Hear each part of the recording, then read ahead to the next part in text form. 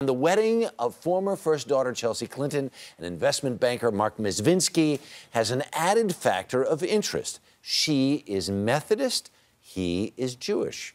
About 2 decades ago, 15% of U.S. households were mixed faith.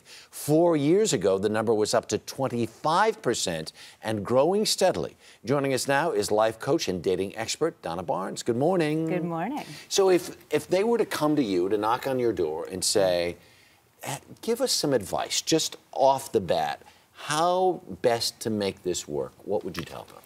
First and foremost, I think keep respect for each other and what's important to each other, and not really try to change the other person in a way that they're not open to. Right. But having an open mind and being willing to change is always good within a relationship. In order to make something like this work, does it not take an extraordinary amount of maturity?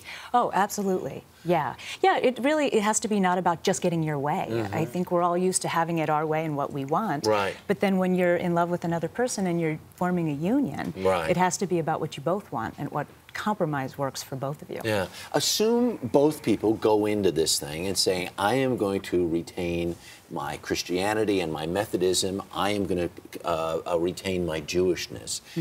How then do you go about planning a family, dealing with, I mean, the mundane things like family holidays, all of that stuff like that?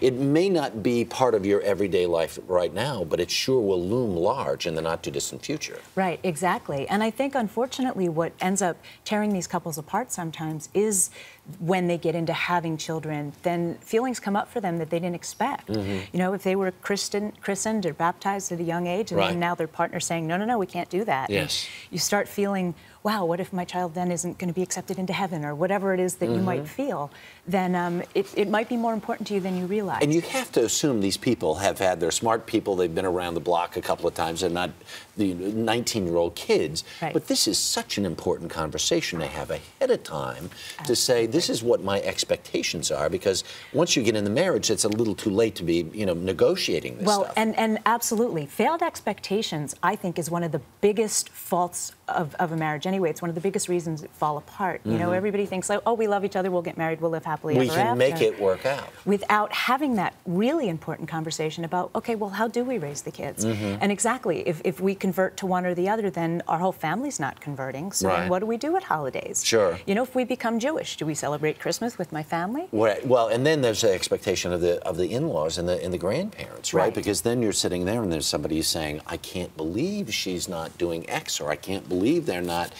doing Y. They're not going to, they're not going to come to the candlelight service this year, right? And they possibly might not respect your decision, which then could make it more difficult. You know, if you're going to commit, if you're going to convert, then you really have to have your whole family on board and supporting you in that, so that they're not going to violate your boundary of, okay, now I'm this faith. Because we're not suggesting either one is going to convert, but if one we're going to decide that, you really then do need the support of the rest of your family, because then otherwise you may be rejecting them in a whole other way. Exactly, yeah. And it can work if you don't convert. And, really having an open mind and being open to learning new things, I think it should be one of the things that's standard in life anyway. So how wonderful to be a child who's exposed to both, and to be taught a little bit of the Jewish religion, a little bit of the Methodist religion, and grow up really with a knowledge, and then hopefully not a bias against the other ones, yeah.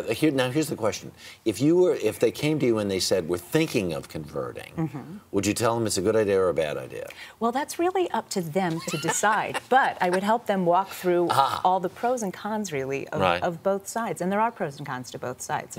And I guess it really comes down to how strong is your faith to start with. If you're really steadfast in the way that you were raised, and that's what you believe. Commonality is a big part of relationships. Your values and your core beliefs really have to match. So if it's going to be on something as hot charged as religion, then you really need to be able to agree to disagree and stay with that if you're going to make it work. And respect, and especially respect the other persons. Absolutely. There you go. Donna Barnes, thank you very much. Thank you.